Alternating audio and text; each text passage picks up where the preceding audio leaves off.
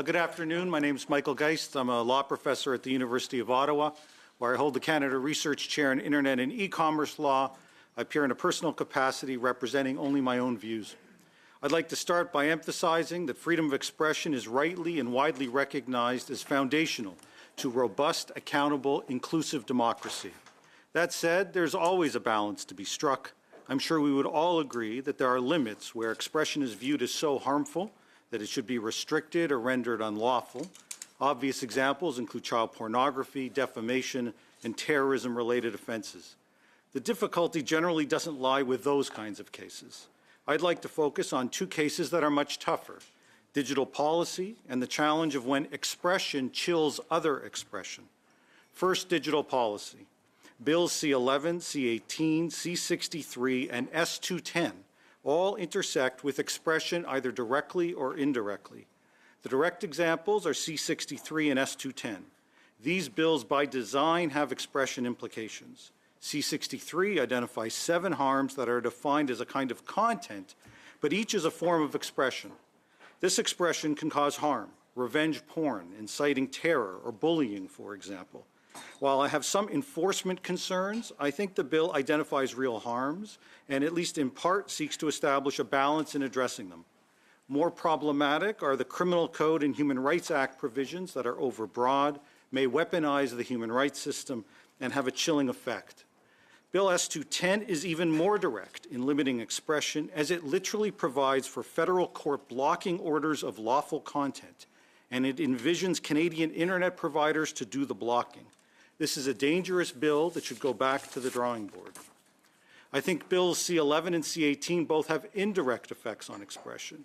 In the case of C11, supporters were far too dismissive of the implications of regulating user content, with some going so far as to deny it was in the bill, only to later issue a policy direction that confirmed its presence. C18 not only led to the blocking of news links, but it failed to recognize that linking to content is itself expression. The net effect has been to cause harm to news-related expression in Canada.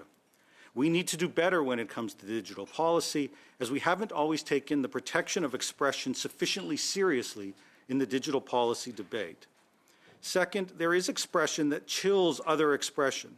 This can occur where expression includes harassment or strikes fear in some communities, invariably leading to a chill in their ability to express themselves. My own community, the Jewish community, is a case in point, as the rise in anti-Semitism in a manner not seen in Canada in generations has sparked fear, safety fears, and chilled expression. No group has faced and been the target of more hate crimes than the Jewish community. On campuses, this manifests itself with students and faculty concealing their identity by hiding their religion, political beliefs, or fearing speaking out in class. I'm wearing a Bring the Hostages Home pin today, a form of expression, but many would be reluctant to do so on our streets and campuses. Encampments, graffiti, vandalism, doxing, online threats, the abandonment of institutional neutrality, and the exclusion of those who believe in Zionism from classes or parts of campus have become too commonplace and have had a corrosive effect on those targeted and undermined their expression rights. Universities, workplaces, and other communities have long recognized the harm of expression chilling other expression. It's why we have codes designed to ensure not just physical safety, but freedom from abusive or demeaning conduct that constitutes harassment and may limit the expression of others. In a committee focused on protecting freedom of expression, there are many things that can be done. Ensuring we have clearly defined policies, such as the IHRA definition of anti-Semitism, active enforcement of campus policies and codes, principled implementation of institutional neutrality, and leadership in speaking out against conduct that creates fear and chills speech. In our broader communities, time and place restrictions, such as those included in the court ruling involving the encampment at the University of Toronto, preserve both the rights of those who want to protest and those for whom the encampment created real harms and chilled their expression. Similarly, bubble zone legislation to safeguard schools, community centers, and places of worship strikes a much-needed balance. This past year has served as a wake-up call for many. Taking action against hate enhances expression rather than detracting from it.